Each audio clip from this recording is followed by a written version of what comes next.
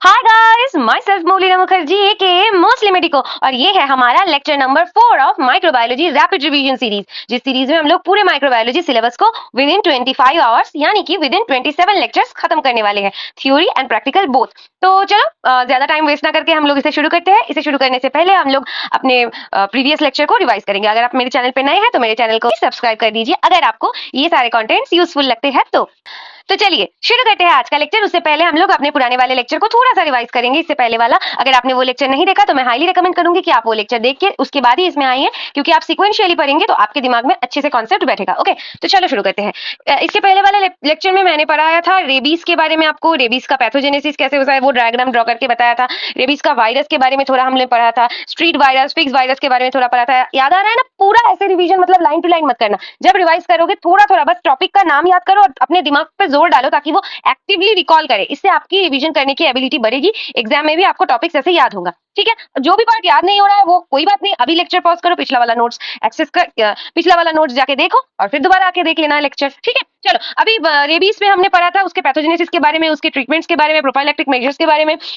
याद है ना? इसके आगे हमने पढ़ा था इसके आगे हमने पढ़ा था कि मीजल्स के बारे में। मीजल्स का जो इंक्यूबेशन पीरियड होता है, मीजल्स, मम्स और रूबेला का मैंने आपको याद करवाया था 10 के नीचे एक स्टिक और उसके बाद रूबेला में एक स्टिक, 2 स्टिक, यानी कि 10, 19, 14 ऐसे करके हमने याद किया था। उसके बाद हमने याद किया था जापानीज एन्सेफेलाइटिस के बारे में, जिसका एपिडेमियोलॉजी बहुत इंपॉर्टेंट है और वेक्टर कौन सा होता है? Female Culex mosquito. Culex mosquito में भी कौन सा?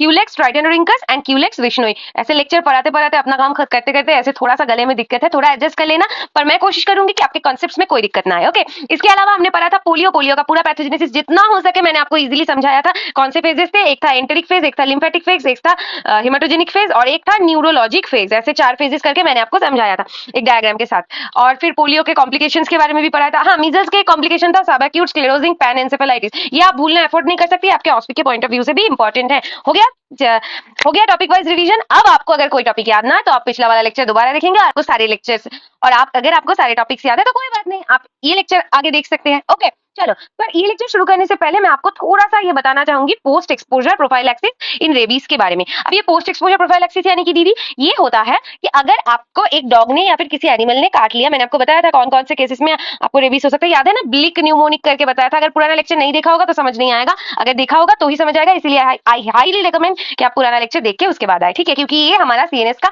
आखिरी लेक्चर है इस रैपिड रिवीजन सीरीज में। तो पोस्ट एक्सपोजर प्रोफाइलैक्सिस में जब अगर कोई एनिमल आपको काट ले या फिर आपको लगे कि आपको रेबीज हो सकता है, वो ब्लिक क्राइटेरिया को फॉलो करते हुए, तो फिर आप ये एक्सपोजर के बाद ये सारे प्रोफाइलैक्सिस कर सकते हैं, क्योंकि हमें पता होता है कि रेबीज 100% फेटल होता है। ठीक है, तो पहले हमको क्या करना है? Local wound care. मैंने आपको पढ़ाया था पिछले लेक्चर में वुंड टॉयलेट के बारे में, तो आपको वही करना है। यहाँ पे मैं 2 पॉइंट्स ऐड करूंगी, एक की do not touch wound with naked hand और एक कि उसके ऊपर कोई इरिटेंट्स, ताकि उसके ऊपर कोई इरिटेंट्स जैसे कि सॉइल या फिर तेल यानी कि मिट्टी, तेल, ये सब अप्लाई ना करें, जो कि आपको पता होगा, फिर भी मैंने एक बार बता दिया। इसके अलावा पैसिव इम्यूनाइजेशन देखिए, पैसिव इम्यूनाइजेशन भी मैंने आपको पढ़ाया था। ह्यूमन वाला था, एक हॉर्स वाला था। अभी कैसे याद कराया था मैंने आपको? ह्यूमन में 2 लेग्स होते हैं तो 20 इंटरनेशनल यूनिट पर केजी और हॉर्स में 4 लेग्स होते हैं, इसीलिए 40 इंटरनेशनल यूनिट पर केजी करके याद करवाया था। यहाँ पे मैंने ह्यूमन के बारे में बताया है थोड़ा सा। Human rabies immunoglobulin HRIG 20 international unit पर केजी देखा, should be injected locally with in 24 hours of bite. Okay,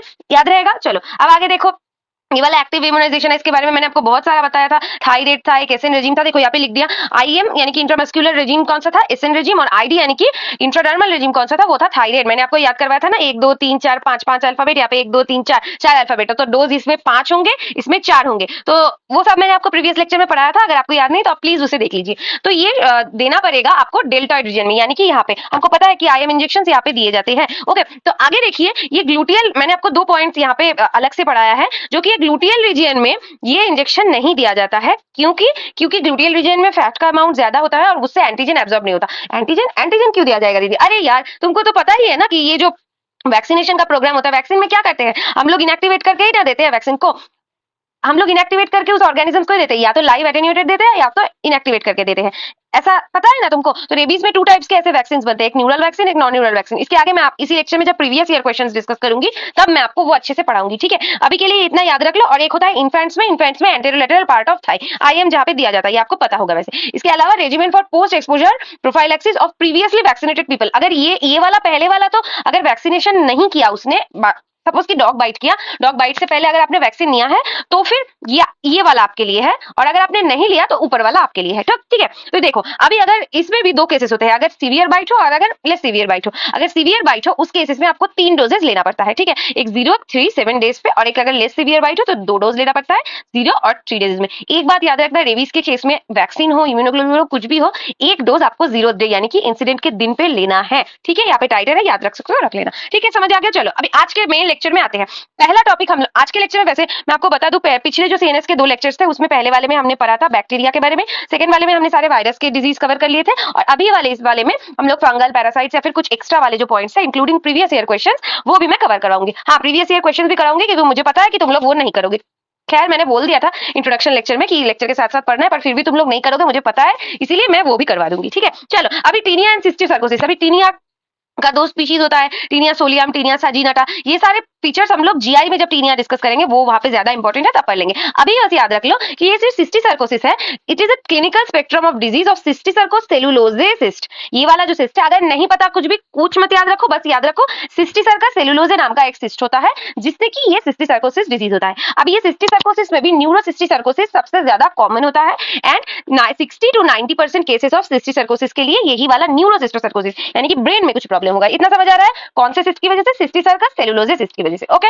अभी ये वाला पॉइंट देखो, न्यूरोसिस्टिक सर्कोसिस क्यों पढ़ना इंपॉर्टेंट है? क्योंकि ये मोस्ट कॉमन पैरासाइटिक सीएनएस का डिजीज है, यानी कि सीएनएस के वो डिजीजेस में जो कि पैरासाइट कॉज करते हैं उनमें सबसे ज्यादा कॉमन है ये वाला न्यूरोसिस्टिक सर्कोसिस। एंड इसकी वजह से पूरे दुनिया में जितने भी एडल्ट ऑनसेट ऑफ एपिलेप्सी है, यानी कि एडल्ट होने के बाद जो एपिलेप्सी के केसेस देखे गए हैं उनमें ये न्यूरोसिस्टिक सर्कोसिस सबसे ज्यादा कॉज करता है। ये यूएसएमएल के पॉइंट ऑफ व्यू से भी इसीलिए इंपॉर्टेंट हो जाता है। आपने शायद हाउस एमडी का, जिन लोगों ने देखा है हाउस एमडी, उसमें फर्स्ट सीजन का फर्स्ट एपिसोड ये न्यूरोसिस्टिक सर्कोसिस के ऊपर ही था, ठीक है? क्योंकि मैं हाउस एमडी देखती थी और मैं बहुत फैन हूं उनकी, इसीलिए मुझे वो याद है। अगर आपने नहीं देखा तो आप देख भी सकते हैं, ठीक है? चलो अभी हम लोग पढ़ेंगे कि न्यूरोसिस्टिक सर्कोसिस के टाइप्स कौन से हैं। इसका बेसिस है कि कौन से पार्ट के, मतलब ब्रेन में न्यूरोसिस्टिक सर्कोसिस यानी कि ब्रेन में कुछ प्रॉब्लम होगा, ठीक है? अभी ब्रेन के भी कौन से पार्ट में हो रहा है इसकी बेसिस पे हम लोग इसे 2 टाइप्स में डिवाइड कर सकते हैं। एक होता है पेरेन्काइमल, एक होता है एक्स्ट्रा पेरेन्काइमल। पेरेन्काइमल मतलब क्या? ब्रेन पेरेन्काइमा में होगा, और एक्स्ट्रा पेरेन्काइमल मतलब meninges, ventricles and spinal cord. इसके कैसे याद रखोगे? एम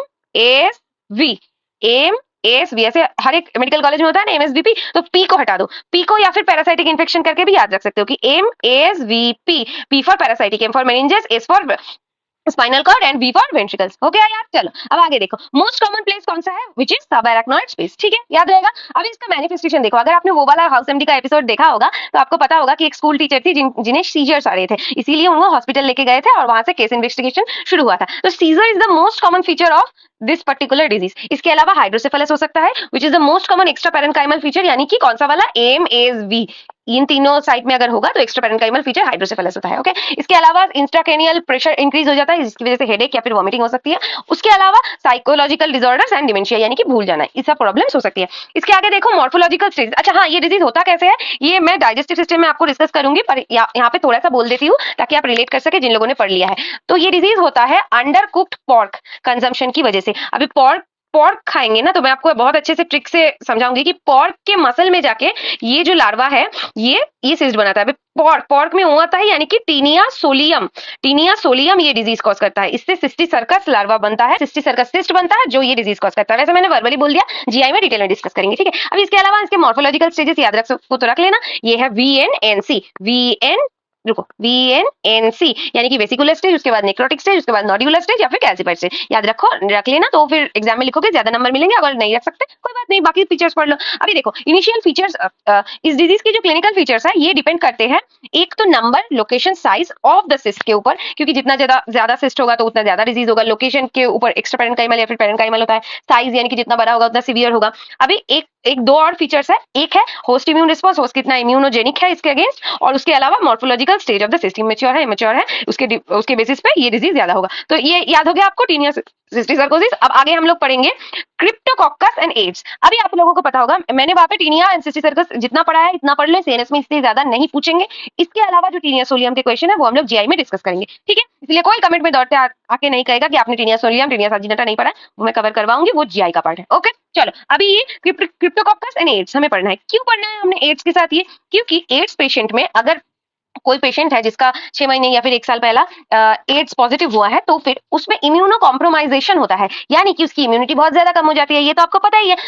तो जब ये इम्यूनो कॉम्प्रोमाइज्ड पेशेंट ट्रीटमेंट के अंदर रहते हैं तो उनके बॉडी में इस फंगस का इन्फेक्शन होता है, और ये फंगस एक पर्टिकुलर हेल्पर टी सेल का काउंट होता है, उसी में आता है। वो मैं जब आपको एड्स अलग से एचआईवी सीवीएस में पढ़ाऊंगी तब मैं उसको अलग से डिस्कस करूंगी। अभी याद रख लो कि इम्यूनो कॉम्प्रोमाइज्ड पर्संस में ये डिजीज क्रिप्टोकोकस, ये ऑर्गेनिज्म आके मेनिंजाइटिस कर सकता है, जो कि क्रॉनिक मेनिंजाइटिस होता है, ठीक है। क्यों क्रॉनिक होता है? क्योंकि एड्स एक दिन में तो होता नहीं है, इसका इंक्यूबेशन पीरियड आपको पता है बहुत लंबा होता है। उसके अलावा भी एड्स के भी हेल्पर टी सेल के काउंट गिरते गिरते गिरते गिरते एक लेवल पे आके ही ये टाइप का मेनिंजाइटिस होता है। अलग अलग टी सेल काउंट में अलग अलग इन्फेक्शन हो सकते हैं। ये सब कुछ मैं एचआईवी के साथ आपको कवर करवाऊंगी। अभी के लिए देख लो कि ये एक टाइप का फंगल मेनिंजाइटिस है which is seen in AIDS patient due to low immunity. ये मैंने आपको बता दिया। अब इसके कॉजेटिव एजेंट आप समझ लो, ऐसे समझो, BCCH याद रहेगा। BCC एक BCC एक ऑर्गेनाइजेशन है, तो BCC हैंडल ऐसे याद रख लो, ठीक है। अभी कौन सा होगा? एक होगा ब्लास्टोमाइसिस, एक होगा कैंडिडा, एक होगा क्रिप्टोकोकस, एक होगा हिस्टोप्लाज्मा कैप्सुलेटम,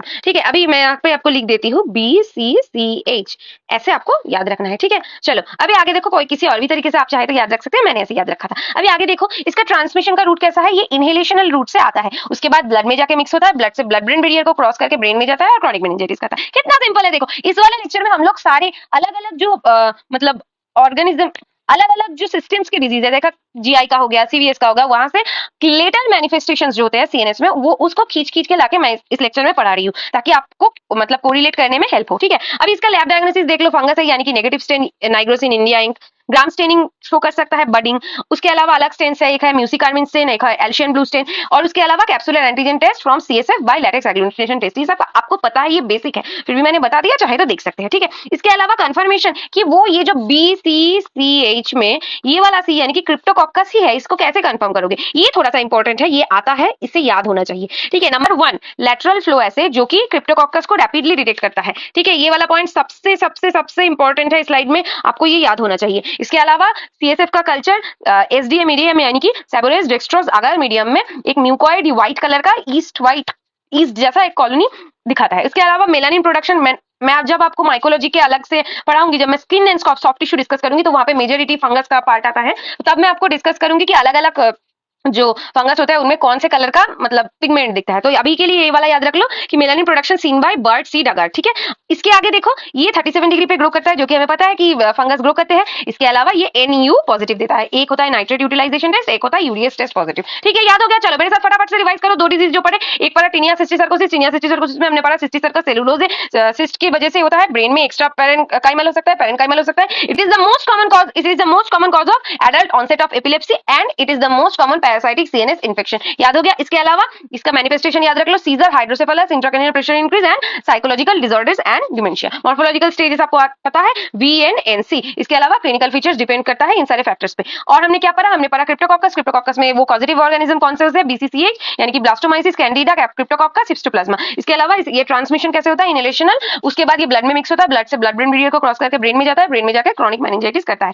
ये इसके लैब डायग्नोसिस याद रख लो कि नेगेटिव स्टेन्स होता है, एक कैप्सुलर एंटीजन टेस्ट होता है जो कि सीएसएफ में से किया जाता है, लैटेक्स एग्लूटिनेशन टेस्ट। इसके अलावा ग्राम स्टेनिंग जो कि बडिंग शो करता है, और अलग से जो कोई भी स्पेशल स्टेन्स है वो है म्यूसिकार्मिन एंड एल्शियन ब्लू स्टेन। याद रहेगा? और उसके बाद देखो, अभी कंफर्मेशन को याद रखना, ये वाला पार्ट सबसे इंपॉर्टेंट है। एक होता है लैटरल फ्लो एसे, जिससे कि क्रिप्टोकोकस रैपिडली डायग्नोसिस कर सकते हैं हम। और इसके अलावा एक होता है culture of CSF in Sabouraud's dextrose agar medium, जो कि म्यूकोइड व्हाइट ईस्ट जैसा कॉलोनी दिखाता है। इसके अलावा melanin production seen in bird seed agar. इसके अलावा ग्रोथ एट 37 डिग्री और NU यानी कि nitrate utilization positive, urease test positive होता है। हो गया याद? कितना आसान है देखो। अभी अगर इतना तुम्हें याद हो गया तो सीएनएस का टफ पार्ट खत्म। ठीक है, इस वाले लेक्चर का। अब ये प्रोटोजोअल डिजीज देखो, इसमें आपको दो डिजीज पता होना चाहिए, एक होता है प्राइमरी एमीबिक मेनिंगोएन्सेफेलाइटिस और एक होता है ग्रैनुलोमाटास मेनिंगोएन्सेफेलाइटिस। अभी हम लोग प्राइमरी को थोड़ा डिटेल में पढ़ेंगे क्योंकि इस पे आपके प्रीवियस ईयर क्वेश्चंस आता है और ये यूवीएसएमएलई पॉइंट ऑफ व्यू से भी इंपॉर्टेंट है। इसमें पैथोजन होता है नगलेरिया फाउलेरी। इसका इन्फेक्टिव फॉर्म समझने से पहले हमें इसके सारे फॉर्म समझने हैं। इसके 3 फॉर्म्स होते हैं, उसमें पहले देखो, एक होता है ट्रोफोजॉइड फॉर्म, एक होता है सिस्ट फॉर्म। अभी सिस्ट फॉर्म तो आपको पता है इनएक्टिव फॉर्म होता है, और ये ट्रोफोजॉइड वाला फॉर्म, इसमें भी 2 टाइप का होता है, एक एमीबॉइड फॉर्म, एक फ्लैजेलेटेड फॉर्म। यहाँ पे देखो मैंने आपको तस्वीर दिखा दिया है, ये एक सिस्ट है और ये दोनों ट्रोफोजॉइड है। ये वाला है एमीबॉइड, देखो ऐसे सूडोपोडिया है, और ये वाला है फ्लैजेलेटेड फॉर्म। हो गया यार, चलो। इसके अलावा ये इसमें जो ये ट्रोफोजॉइड वाला फॉर्म है ये इन्फेक्टिव फॉर्म है, ठीक है। अभी क्योंकि ये ट्रोफोजॉइड वाला इन्फेक्टिव फॉर्म है, इसीलिए ये जो सिस्ट वाला है, क्या ये टिश्यूज में या फिर सीएसएफ में दिखेगा? बिल्कुल नहीं दिखेगा, क्योंकि ट्रोफोजॉइड इन्फेक्टिव फॉर्म है। अब आगे देखो, अभी ये एपिडेमियोलॉजी के पॉइंट ऑफ व्यू से भी थोड़ा इंपॉर्टेंट है, यूएसएमएलई में पूछा गया था, इसलिए मैंने लिख दिया है। वैसे तो प्रॉप की तैयारी कर रहे हो, मुझे पता है, पर फिर भी थोड़ा सा जान लेंगे तो क्या होगा, ठीक है। अभी देखो, इसके रिस्क फैक्टर के बारे में हम लोग अगर बात करें तो ये वो जो वार्म मतलब जो वार्म वाटर होता है, यानी कि पॉन्ड हो गया या फिर कोई सा भी आसपास का अगर ऐसे कोई स्टैग्नेंट वाटर हो जिसमें कि नगेरिया फाउलेरी का कंटामिनेशन हुआ है, तो वहां पे स्विम करने से हो सकता है, क्योंकि ये नेजल म्यूकोजा के थ्रू अंदर जाके ब्लड स्ट्रीम में जाके ब्रेन के इन्फेक्ट करता है। इतना सीवियर इन्फेक्शन है कि ये पहले जब होता था तब ये 100% फेटल था। इसका भी एक एपिसोड है हाउस एमडी में, अगर आप चाहे तो देख सकते हैं, जिसमें डॉक्टर फॉरमैन को भी इसका इन्फेक्शन हो गया था, ठीक है। अभी देखो, इसका ट्रांसमिशन समझ लो कि ये मैंने आपको बताया, nasal contamination during swimming in fresh hot water. जून जुलाई के टाइम में जब अंडर सनलाइट वो पानी थोड़ा सा गर्म हो जाता है तो वो ज्यादा अच्छे से मूव कर सकता है, ये वाला जो फ्लैजिलेटेड फॉर्म है, और वो आपके नेजल म्यूकोजा के थ्रू आपके ब्रेन को इन्फेक्ट कर सकता है। अभी इसका क्लिनिकल कॉज, ये इसका क्लिनिकल जो कोर्स है ये एक्यूट है, क्योंकि फटाक से इन्फेक्शन हो जाता है। 2 days to 2 weeks के अंदर ये आपके ब्रेन को खाना शुरू कर देता है। मैंने ऐसे क्यों बोला? क्योंकि इसे ब्रेन ईटिंग एमीबा भी कहा जाता है। अब इसका क्लाइमेट कौन सा है? Temperate climate. हो गया यार, चलो अभी आगे देखो, यहाँ पे लिख दिया है मैंने ब्रेन ईटिंग एमीबा, याद रखना। इसके आगे इसका लैब डायग्नोसिस देखना है। एकमात्र ऐसा प्रोटोजोअल डिजीज है जिसमें न्यूट्रोफिल का काउंट सीएसएफ में बढ़ जाता है। वैसे प्रोटोजोअल डिजीज में इओसिनोफिल ज्यादा बढ़ना चाहिए, पर यहाँ पे न्यूट्रोफिल्स बढ़ता है, ठीक है, याद रहेगा। अभी आगे देखो, trophozoites can be detected in CSF. ये तो मैंने आपको बताया, कौन से फॉर्म नहीं दिखेंगे? सिस्ट फॉर्म नहीं दिखेंगे। कल्चर्स देख लो, ट्रेल साइन, ये वाला protozoa trail sign positivity show करता है। अभी ट्रेल साइन क्या है? यहाँ पे देखो ध्यान से, यहाँ पे जब आप इसको कल्चर करोगे तब ये जब ये आपको ऐसे ही वायर के थ्रू इसको थोड़ा सा खींचने की कोशिश करोगे, ऐसे खींचने की कोशिश करोगे तो थोड़ा सा चिपचिपा ऐसे ऐसे छूट जाएगा यहाँ से, समझ आ गया? तो यही होता है ट्रेल साइन। इसके अलावा इसको हम लोग कैसे आइडेंटिफाई कर सकते हैं? जो कि 0.4% NaCl से ज्यादा कॉन्सेंट्रेशन में ग्रो नहीं करता। इसके अलावा इसका कौन सा, ये वाला जो कल्चर, ये तो खैर शायद ब्लड अगर है, पर ये हम ग्रो करते हैं नॉन न्यूट्रिएंट अगर विद इकोली सप्लीमेंट। इकोलाई क्यों दिया जाता है सप्लीमेंट के तौर पे? क्योंकि ये उस पे फीड करके ग्रो करता है, ठीक है। इसके अलावा क्योंकि ये ब्रेन में प्रॉब्लम करता है तो सीटी एंड एमआरआई को आपको देखना है, जिसमें 2 कैरेक्टरिस्टिक फीचर्स आपको दिखेंगे। एक ऑब्लिटरेशन ऑफ सिस्टर्न। अब सिस्टर्न कौन सा पार्ट है? ये एनाटॉमी का पार्ट है, ये मैं यहाँ पे इतना एक्सप्लेन नहीं कर सकती। अगर आप भूल गए हैं या फिर आपने नहीं पढ़ा तो बस अभी रट लो, सिस्टर्न को ऑब्लिटरेट करता है। और एक होता है diffuse enhancement around the following structure which are mid brain, subarachnoid space and cerebrum. कैसे याद रखोगे? एमएससी के अराउंड एनहांसमेंट शो करता है, ठीक है। चलो अभी आगे बढ़ो। एक और होता है कि which is multiplex PCR available targeting the following amoeba. ये हम लोग क्या पढ़ रहे हैं? हम लोग पढ़ रहे हैं लैब डायग्नोसिस। इसमें हम लोगों को 5 पॉइंट्स तो पढ़ने ही है, याद ही रखना है। अभी मल्टीप्लेक्स पीसीआर, ये वाला जो पॉइंट है ये स्पेशली इंपॉर्टेंट इसीलिए है क्योंकि जब आपको वाइवा में पूछेंगे तो आपको इन तीनों का नाम पता होना चाहिए कि मल्टीप्लेक्स पीसीआर में से हम लोग किन तीनों को आइडेंटिफाई कर सकते हैं। एक है नगलेरिया फाउलेरी ब्रेन ईटिंग एमीबा, एक है एकांथोमीबा स्पीशीज और एक डालामुथिया स्पीशीज। नॉर्मल एंटामीबा हिस्टोलाइटिका को छोड़ के और एंटामीबा कोलाई को छोड़ के ये 3 हम लोग मेनली पढ़ते हैं माइक्रो में। ये 3 का मैं आपको डिटेल पढ़ने को नहीं बोल रही हूँ, बस ये नाम याद रख लो, ठीक है। अभी इसका ट्रीटमेंट क्या है? Amphotericin B. अभी तक इंडिया में नगलेरिया फाउलेरी का 4 केसेस देखा गया है, जितना मैंने लास्ट टाइम पढ़ा था, तो उसमें यही ट्रीटमेंट यूज किया गया था, ठीक है, याद रहेगा आपको। चलो ये वाला पॉइंट बहुत इंपॉर्टेंट है, इसे भूलना मत, मैं बार बार बोल रही हूँ, ठीक है। अभी देखो, इसमें हम लोगों को पढ़ना है प्राइमरी एंड ग्रैनुलोमाटस एमीबिक एन्सेफेलाइटिस का कंपैरिजन। ये क्वेश्चंस आपके प्रीवियस ईयर में पूछा गया था, मैं यहाँ पे लिख देती हूँ PYQ। खैर हम लोग जब डिस्कस करेंगे तब तो आप देख ही लोगे। अभी देखो, ये प्राइमरी एमीबिक एन्सेफेलाइटिस कौन करता है? अभी पढ़ा है नगलेरिया फाउलेरी। अब इसका इन्फेक्टिव फॉर्म कौन सा है? ट्रोफोजॉइड। ये इसका मोड ऑफ ट्रांसमिशन कैसा है? रेस्पिरेशन, यानी कि नेजल कंटामिनेशन। ये भी पढ़ा। इंक्यूबेशन पीरियड भी मैंने आपको बताया 2 day to 2 weeks हो सकता है। Risk factor swimming in hot water. इसके अलावा इसका स्प्रेड कौन सा होता है? डायरेक्ट न्यूरल स्प्रेड करता है, इसलिए तो कम इंक्यूबेशन पीरियड है ना। इसके अलावा सीएसएफ में आपको न्यूट्रोफिल्स दिखते हैं। ये सारे पॉइंट्स मैंने आपको बता दिए। अब देखो ग्रैनुलोमेटस एन्सेफेलाइटिस ये कौन करता है, ये एकांथोमीबा करता है। हम कैसे डिटेक्ट करेंगे, मल्टीप्लेक्स पीसीआर के द्वारा, इसीलिए तब मैंने उस पॉइंट को ज्यादा जोर देके पढ़ाया था आपको। अभी इसका इन्फेक्टिव फॉर्म कौन सा है, ट्रोफोजोइड्स एंड सिस्ट बोथ। इसका मोड ऑफ इन्फेक्शन क्या होता है, respiration and rarely by skin. Okay, अब इसका ये ग्रैनुलोमेटस एन्सेफेलाइटिस है, यानी कि ग्रैनुलोमा का कुछ चक्कर है। अभी ग्रैनुलोमा होगा तो क्रॉनिक इन्फेक्शन है ना, इसीलिए इसका इंक्यूबेशन पीरियड है वीक्स टू मंथ्स।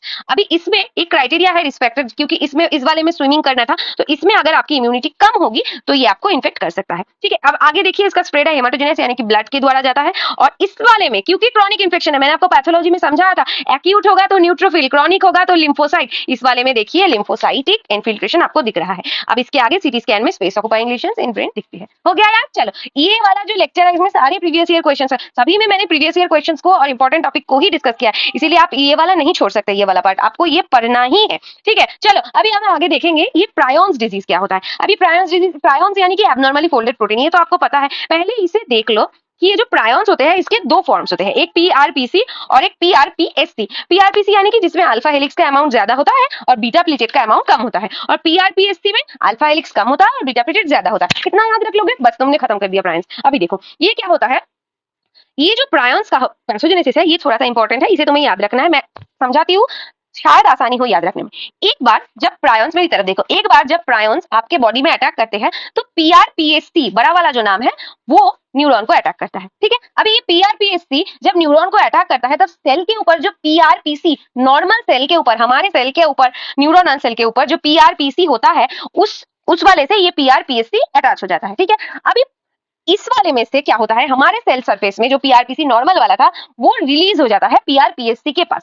अभी आगे पोस्ट ट्रांसलेशनल मॉडिफिकेशन के द्वारा ये जो पीआरपीसी था जो कि हमारे सेल में नॉर्मल था वो बन जाता है पीआरपीएससी। और अभी प्रायोन्स तो बहुत सारे आ गए हैं बॉडी में, तो ये साइकिल रिपीटेड होता जाता है। क्या हुआ पहले देखो, हम जब प्रायोन्स अटैक करते हैं तो पीआरपीएससी न्यूरॉन के पास जाते हैं, अभी ये नॉर्मल सेल के पीआरपीसी के साथ अटैच होता है, अभी पीआरपीसी सेल सरफेस से रिलीज हो जाता है। उसके बाद ये पोस्ट ट्रांसलेशन मॉडिफिकेशन के द्वारा पीआरपीसी पीआरपीएससी में कन्वर्ट होते हैं और ये साइकिल चलता रहता है। अब आगे ये पीआरपीएससी वो बहुत सारा मिलके एक एग्रीगेट बना लेता है जो कि एमाइलॉइड की तरह दिखता है, वो ब्रेन में जाके प्लाक की फॉर्म में जुड़ जाता है। अब ये जो पीआरपीएससी है ये न्यूरॉन के अंदर जाता है और जो सेल में जो आपका साइटोप्लाज्मिक वैक्यूल होता है ना, उस वैक्यूल में जाके अटैच हो जाता है और एक स्पॉन्जी फॉर्म अपीयरेंस बनाता है। कितना सिंपल है, याद हो गया? मेरे साथ बोलो दोबारा से, अगर तुम्हें याद नहीं हुआ मेरे साथ बोलोगे तो रिवीजन के द्वारा याद हो जाएगा। ठीक है, पहली बात, जब प्रायोन्स अटैक करते हैं तो पीआरपीएससी के फॉर्म में करते हैं, वो जो सेल में जाते हैं तो सेल सरफेस में नॉर्मल जो हमारा पीआरपीसी प्रोटीन है वो सेल से रिलीज होकर वो पीआरपीसी कन्वर्ट होता है पीआरपीएससी में, ये साइकिल रिपीट होता जाता है। अब ये बहुत सारे पीआरपीएससी प्रोटीन अगर बन गए तो वो एक्यूमुलेट होकर एक प्लाक जैसा बना के ब्रेन में अटैक करता है और न्यूरोनल सेल में जाके वैक्यूल्स के पास जाके ये एक स्पॉन्जिफॉर्म अपीयरेंस बनाता है। कितना आसान है, हो गया यार। चलो अभी देखो, क्योंकि ये होस्ट डिराइव्ड, ये पीआरपीसी प्रोटीन, मैंने आपको क्या बोला कि हमारे सेल में से डिराइव्ड है, इसलिए इसके खिलाफ कोई भी इम्यूनिटी नहीं बनती। ठीक है, अभी इसका लैब डायग्नोसिस याद करना है हमें। एक होता है कन्फर्मेशन डिपेंडेंट, ऐसे ये प्रायोन डिजीज के लिए डेफिनेटिव टेस्ट होता है, इसे याद रखना है। मैंने बहुत कट छट करके आपको जो भी वाले आसान है वही लिखे हैं, इसमें और कट मत करना। ठीक है, ये इतने तो पता होना चाहिए। इसके अलावा स्ट्रेस प्रोटीन 14-3-3 ऐसे याद रखना, राइमिंग मेथड में स्ट्रेस प्रोटीन 14-3-3 ये सीएसएफ में बढ़ जाता है। इसके अलावा neuropathological diagnosis in brain biopsy is the pathologic hallmark of prion disease under light microscope, यानी कि ये इसका जो न्यूरोपैथोलॉजिकल डायग्नोसिस है ब्रेन बायोप्सी लेके, अगर वो हम लोग लाइट माइक्रोस्कोप के अंदर रखेंगे तो वही है हॉलमार्क पैथोलॉजी का। जब प्रायोन्स डिजीज होता है तो हम लोग पैथोलॉजिकल टेस्ट करते हैं, उसका हॉलमार्क यही है। ठीक है, अब आगे देखो, in later stages of disease EEG shows high voltage triphasic sharp discharge. इसका मतलब मुझे भी इतना नहीं पता, ऑनेस्टली बताऊं तो तुमको भी उतना याद करने की जरूरत नहीं है। जब मेडिसिन पढ़ोगे तब तुम्हें शायद थोड़ा बहुत समझ आ जाएगा, पर ये थोड़ा सा कॉम्प्लेक्स स्टेटमेंट्स है, इसीलिए इसे एज इट इज रखना है। मैंने अपने टाइम में एज इट इज रटा था। ठीक है, चलो अभी हाँ, इस वाले स्लाइड्स में मैंने कुछ सारे पॉइंट्स अचीवर की जो बुक है माइक्रोबायोलॉजी का उसमें से लिया है, अगर आप चाहे तो वो बुक फॉलो कर सकते हैं, पर थोड़ा बहुत लैंग्वेज में अगर आपको दिक्कत आए तो आप ये पीडीएफ का नोट्स भी फॉलो कर सकते हैं। ठीक है, इसके अलावा हम लोगों को प्राण से बचना कैसे, यानी कि डिकंटामिनेशन कैसे करना है। एक नंबर याद रख लो, autoclave at 134 degree centigrade for 1 to 1.5 hours. इसके आगे याद रख लो, treatment with one normal NaOH for 1 hour. इसके आगे याद रखना है तो रख लो 0.5% सोडियम हाइपोक्लोराइड फॉर 2 आवर्स। कैसे याद रखोगे, एक है 1 घंटे का वाला टेस्ट, एक है 1 से 1.5 घंटे वाला टेस्ट, एक है 2 घंटे वाला टेस्ट। अब इसके नाम याद रख लो, सिंपल हो गया। चलो अभी हम लोग डिस्कस करेंगे प्रीवियस ईयर क्वेश्चन, क्योंकि तुम लोगों तो हो आलसी, इसलिए मैंने ही इसे डिस्कस कर दिया। अभी तुम देखो, हमने कितने सारे टॉपिक्स कवर कर लिए। हमने पहले लेक्चर में मेनिंगोकोकल मेनिंजाइटिस कवर कर लिया, हमने उसके बाद एक्यूट मेनिंजाइटिस यानी कि बैक्टीरियल मेनिंजाइटिस कवर कर लिया, ग्राम स्टेनिंग का भी डिस्कस कर लिया था उसमें, एक्यूट एन्सेफेलाइटिस सिंड्रोम भी हमने डिस्कस कर लिया, जापानीज एन्सेफेलाइटिस में, इसके आगे हमने रेबीज डिस्कस कर लिया, उसके आगे हमने epidemiology of Japanese encephalitis discuss कर लिया, नेगरी बॉडीज के बारे में मैंने आपको बता दिया। अगर आपको नहीं पता है तो आप दोबारा से पिछला वाला लेक्चर देख सकते हैं, रेबीज में दिखता है, ये इंट्रासाइटोप्लाज्मिक इंक्लूजन बॉडीज होते हैं। इसके आगे मैंने आपको पोस्ट एक्सपोजर प्रोफाइलैक्सिस इन रेबीज पढ़ा दिया, जापानीज एन्सेफेलाइटिस पढ़ा दिया, प्रायंस डिजीज पढ़ा दिया, rabies can be prevented by prophylaxis ये भी पढ़ा दिया मैंने आपको। इसके आगे prions cause slow viral disease का पैथोजेनेसिस मैंने आपको पढ़ा दिया प्रायंस का, पर इसके कुछ कैरेक्टरिस्टिक्स फीचर्स है स्लो वायरल डिजीज के, जैसे कि इम्यून सिस्टम साइलेंट रहता है या फिर बहुत ज्यादा टाइम लगता है, क्रॉनिक होता है। तो ये सारे आप चाहे तो पढ़ सकते हैं एक्स्ट्रा करके किताब में से, वैसे जरूरत नहीं है, ये तुम वो पैथोजेनेसिस से ही लिख सकते हो। ठीक है, अभी देखो मैंने जो 3 पॉइंट आपको नहीं पढ़ाए, एक है anti rabies neural vaccine are not use nowadays, एक है oral and inactivated polio vaccine and एक है neural and non neural vaccine of rabies की। मैंने वर्बली आपको बताया पर पढ़ाया नहीं, आगे पढ़ाऊंगी। पर पहले देख लो, स्ट्रीट एंड फिक्स वायरस मैंने आपको पढ़ा दिया है, प्राइमरी एमीबिक मेनिंगोएन्सेफेलाइटिस पढ़ा दिया है, न्यूरोसिस्टिक पढ़ा दिया है, प्राइमरी ग्रैनुलोमेटस एमीबिक एन्सेफेलाइटिस पढ़ा दिया है, क्रिप्टोकोक्कल मेनिंजाइटिस पढ़ा दिया है, fungal meningitis can be diagnosed rapidly, ये मैंने आपको बताया था ना। यहाँ पे देखो ये वाला फंगल वाला, हाँ क्रिप्टोकोकस वाला, ये वाला देखो लैटरल फ्लो ऐसे can be used to detect cryptococcus rapidly, मैंने आपको पढ़ाया था ना, ये वाला इंपॉर्टेंट बोला था, तो वही वाला है। चलो अभी जो जो नहीं पढ़ाया है मैं आपको वो बताऊंगी। Neural and non neural vaccine of rabies, अभी देखो इसको हम लोग एक कंपैरिजन के फॉर्मेट में पढ़ेंगे ताकि आपको ज्यादा दिनों तक याद हो। ठीक है, पहले तो हमें देखना है कि जो न्यूरल है और जो नॉन न्यूरल वैक्सीन है वो डिराइव कहां से होता है। मैंने आपको स्ट्रीट वायरस और फिक्स वायरस का कॉन्सेप्ट बताया था ना, तो वो जो फिक्स वायरस था जो हम लोग खुद लेबोरेटरी में ग्रो करते थे, वो वाला पार्ट लेके हम लोगों ने वैक्सीन बनाने की कोशिश की थी। इसीलिए देखो derive from neural tissue of animals infected with fixed rabies virus, किसमें, ब्रेन ऑफ सकलिंग माइस में हम लोग इसे इन्फेक्ट करवा के वहां से ये ग्रो करने की कोशिश करते हैं ये वैक्सीन। अब ये नॉन न्यूरल वैक्सीन कहां से ग्रो करता है, एक या फिर रिकॉम्बिनेंट ग्लाइकोप्रोटीन या फिर सेल लाइन डिराइव्ड वैक्सीन होता है। इतना आसान है, सिंपल है ना, हमने क्योंकि पढ़ लिया है इसीलिए। अगर आपने पिछले वाले लेक्चर्स नहीं देखे तो आपको इतना आसान नहीं लगेगा, क्योंकि आपने देख लिया है इसीलिए ये आपको आसान लग रहा होगा। और जिन्होंने नहीं देखा तुमको तो घंटा कुछ समझ नहीं आ रहा होगा, तुम कुछ पिछले वाला लेक्चर पढ़ के उसके बाद आओ। ठीक है, अभी इसमें इम्यूनोजेनिसिटी के बारे में हमको थोड़ा सा देखना है। इम्यूनोजेनिसिटी यानी कि न्यूरल वाला पोरली इम्यूनोजेनिक है, यानी कि अच्छा वैक्सीन नहीं है, और ये वाला स्ट्रांगली इम्यूनोजेनिक है। इसके अलावा ड्यूरेशन ऑफ इम्यूनिटी, जो न्यूरल वाला है ना उसमें सारे खराब खराब से फीचर्स डाल दो तुम। ठीक है, ऐसे याद रखो। और ये वाला शॉर्टर इम्यूनिटी का ड्यूरेशन देता है, ये वाला लॉन्गर देता है। एनसेफालिटोजेनिक, ये वाला न्यूरल वाला एनसेफालिटोजेनिक होता है। इसीलिए आज के डेट पे 2004 के बाद से इंडिया में ये neural vaccine of rabies use नहीं किया गया है। अगर आपने रेबीज का वैक्सीन देते हुए किसी को देखा है, क्या आपने न्यूरल वैक्सीन देते हुए देखा है? नहीं, क्योंकि ये 2004 से इंडिया में बैंड है ड्यू टू इट्स एनसेफालिटोजेनिक प्रॉपर्टी। याद हो गया? चलो अभी ये इस वाले में नहीं है। अभी देखो इंडिया में बैंड है 2004 से, ये वाला यूज हो रहा है। इसके एग्जांपल्स याद कर लो। पहले वाला न्यूरल में आपको याद करना है सिप करके, कैसे, सिप करके।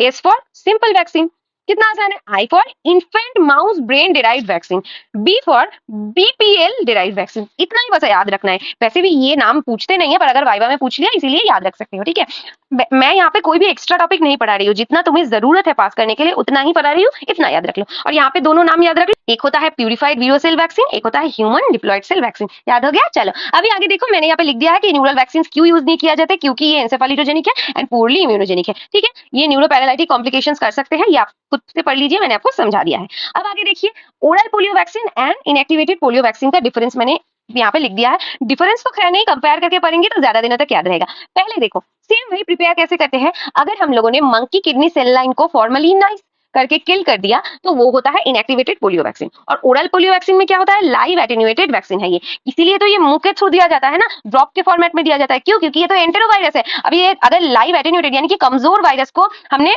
एकदम वैसे ही दिया बॉडी में जैसे कि पोलियो होता है, तो ये वैसे काम करता है उस प्रिंसिपल से। और ये इनएक्टिवेटेड जो पोलियो वैक्सीन है ये ओरली नहीं दिया जाता है। ठीक है, ये इंजेक्टेबल होता है। अभी ये इसका कंटेंट देख लो। अभी इसके कंटेंट्स याद रख सकते हो तो रख लेना, अगर नहीं रख सकते तो मत रख लेना। बस याद रख लो कि ये वाला जो होता है वो वाला इतना ज्यादा सेफ नहीं होता, और ये वाला जो होता है थोड़ा सेफ होता है। वैसे मैं अगले पॉइंट में डिस्कस करूंगी, पर ये कंटेंट्स आपको एज इट इज रटने हैं। ये वाला पार्ट रटने का है थोड़ा सा, जितना मैंने कोशिश किया है आपको इजीली याद करवाने का, पर ये वाला रटना ही पड़ेगा। ठीक है, क्योंकि ये एज इट इज पूछते हैं।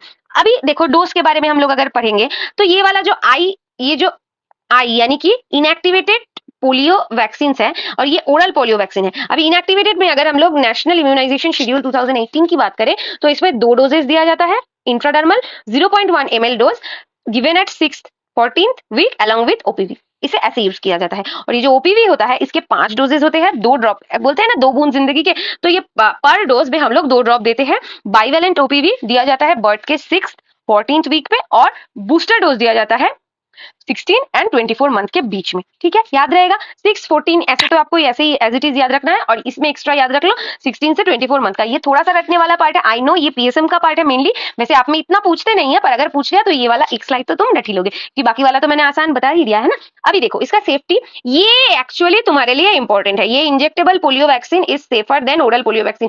क्यों? क्योंकि अगर आप में इम्यूनिटी कम है, अगर आपकी उम्र जरूरत से ज्यादा है, या फिर आप प्रेग्नेंट है, तो उसमें आप लोग इसको यूज नहीं कर सकते ओरल पोलियो वैक्सीन को, क्योंकि हम लोगों ने इसमें पूरी तरह से वायरस को मारा नहीं है, उसे कमजोर कर दिया, इसीलिए तो है ओरल। और इसमें है इनएक्टिवेटेड, यानी कि हमने वायरस को इनएक्टिवेट कर दिया, बस उसका एंटीजेनिसिटी को रखा है। अभी इसका एफिकेसी देखो 80 to 90% फुल कोर्स में ये एफिकेसी प्रोवाइड करता है, और इसमें 90 to 100% with only 1 or 2 doses of OPV. इसीलिए तो ये प्रोग्राम दिया जाता है। क्यों इनमें नहीं दिया जाता? अगर इम्यूनो कॉम्प्रोमाइज पेशेंट हो, अगर ओल्ड एज में पेशेंट हो, या फिर प्रेगनेंसी में हो। अभी प्रेगनेंसी में क्यों होगा दीदी? ऐसा हो सकता है कि किसी रीजन में कोई लड़की है जिसको बचपन में पोलियो नहीं मिला, अभी वो प्रेग्नेंट है, अभी भी उसे इन्फेक्शन हो सकता है ना, तो उसे और उसके बच्चे को प्रोटेक्ट करने के लिए प्रेगनेंसी में भी दिया जा सकता है। ठीक है, वैसे ऐसा केस मैंने खुद नहीं देखा, मैंने भी किताबों से ही पढ़ा है, आप पढ़ लीजिए, आपको अगर पूछे तो आंसर देना। ठीक है, अभी देखो एक और डिफरेंस पढ़ते हैं, इसका ड्यूरेशन ऑफ प्रोटेक्शन क्या होता है? आईपीवी का होता है शॉर्ट, इसमें एफिकेसी भी कम होता है और ड्यूरेशन ऑफ प्रोटेक्शन भी कम होता है। इसमें एफिकेसी भी ज्यादा होता है, इसमें ड्यूरेशन ऑफ प्रोटेक्शन भी ज्यादा होता है। ऐसा याद रख लो, ये हार्ड इम्यूनिटी को प्रोवाइड नहीं करता, ये करता है। मैंने आपको बताया था ना कि ओपीवी अच्छा है, आईपीवी थोड़ा सा खराब है, पर हमें कौन सा वाला याद रखना है कि इसमें कंटेंट इसमें अच्छा है और इसमें खराब है। किस सेंस में अच्छा खराब है? इसमें कम कंटेंट याद करने पड़ते हैं, इसमें ज्यादा कंटेंट याद करने पड़ते हैं। ठीक है, ऐसे याद रखो। अभी देखो, अभी ये लोकल इम्यूनिटी क्या प्रोवाइड करता है? ये थोड़ा सा प्रोवाइड करता है, और ये बहुत ज्यादा प्रोवाइड करता है। सब कुछ अच्छे वाले पॉइंट्स ओपीवी में दे दो और सब कुछ खराब वाले पॉइंट आईपीवी में दे दो। इसका स्टोरेज कैसा होता है? स्टेबल होता है, और इसको हम लोग स्टोर करते हैं -20 degree centigrade, stabilised in magnesium chloride, stored at pH less than 7। ये क्राइटेरिया याद होना चाहिए, ये पीएसएम में बहुत इंपॉर्टेंट है। खैर तो तुम पीएसएम नहीं दे रहे हो, पर फिर भी अगर पूछे तो ये पूछ सकते हैं, ये इंपॉर्टेंट पॉइंट है। ठीक है, ये वाला इंपॉर्टेंट है। इसके अलावा risk of vaccine associated paralytic polio IPv में तो नहीं है पॉसिबिलिटी, पर ओपीवी में है, क्योंकि ओपीवी हम एकदम नेचुरल जैसे पोलियो होता है उसको मिमिक करके दे रहे हैं, यानी कि फ्रीक्वेंटल रूट के द्वारा। ठीक है, याद रहेगा। इसमें मैं ये वाला पॉइंट मार्क कर देती हूँ, ये थोड़ा सा इंपॉर्टेंट है। ठीक है, तो तुम्हें याद रहेगा। चलो अभी हम लोग थोड़ा सा रिवाइज कर ले जो हमने पढ़ा प्रीवियस ईयर में। मैंने आपको सारे क्वेश्चंस डिस्कस कर दिए थे। इसके आगे neural and non neural vaccine of rabies, जिसमें हमने सोर्स पढ़ा, इम्यूनोजेनिसिटी पढ़ा, ड्यूरेशन ऑफ इम्यूनिटी पढ़ा। क्यों न्यूरल वैक्सीन यूज नहीं किया जाता इंडिया में 2004 से? क्योंकि ये पूर्ली इम्यूनोजेनिक है और एंसेफेलिटोजेनिक है। ठीक है, इससे एंसेफेलाइटिस हो सकता है, न्यूरोपैरालाइटिक कॉम्प्लिकेशंस हो सकते हैं। इसके अलावा ओपीवी एंड आईपीवी के हमने कंपैरिजंस पढ़े, जिसमें हमें याद रखना है सारे अच्छे फीचर्स होंगे ओपीवी में, सिवाय कंटेंट के, क्योंकि कंटेंट आईपीवी में कम पढ़ने होते हैं और ओपीवी में ज्यादा पढ़ने होते हैं। कैसे प्रिपेयर करते हैं ये याद रखना है। एफिकेसी भी इसका ओपीवी का अच्छा है और आईपीवी का कम है। अलावा हमने पढ़ा duration of protection, herd immunity, local immunity, storage में ये वाला पॉइंट ज्यादा इंपॉर्टेंट है, which is OPV is stored at -20 degree centigrade, stabilised in magnesium chloride, stored at pH less than 7। अभी ये वैक्सीन एसोसिएटेड पैरालाइटिक पोलियो, इसमें IPV में possible नहीं होता क्योंकि ये इनएक्टिवेटेड वायरस है, और इसमें रिलेटिवली मोर रिस्क होता है क्योंकि हमने नेचुरल प्रोसेस ऑफ पोलियो को मिमिक करके ये वैक्सीन दिया है। याद रहेगा, इतना ही तुम्हें पूरे सीएनएस में पढ़ना है। तुम बेकार में बोलते रहते हो माइक्रो टफ है। हाँ, सारे सब्जेक्ट्स टफ है, पर माइक्रो अलग से ज्यादा टफ नहीं है अगर आपको पढ़ने का तरीका पता हो। आई होप कि मेरे लेक्चर्स आपको वो थोड़ा थोड़ा सिखा रहे हैं। वैसे एग्जाम के पहले ये लेक्चर आई होप कि आपको हेल्प कर रहे होंगे। अगर आपको ये लेक्चर्स अच्छे लग रहे हैं तो आप प्लीज एक लाइक कर दीजिए, इससे मेरा मोटिवेशन बना रहता है और मैं और जल्दी लेक्चर लाने की कोशिश करती हूँ। ठीक है, अगर आपको इस लेक्चर के नोट्स चाहिए तो फिर आप डिस्क्रिप्शन बॉक्स में से मेरे टेलीग्राम चैनल ज्वाइन करके वहां से ये नोट्स एक्सेस कर सकते हैं। ठीक है, तो चलो मिलते हैं अगले लेक्चर में। अगले लेक्चर में हम लोग शुरू करेंगे यूरिनरी ट्रैक्ट इन्फेक्शन से, उसे हम लोग 2 लेक्चर्स में कवर कर लेंगे। चलो तो फिर मिलते हैं अगले लेक्चर में, तब तक के लिए ओके बाय।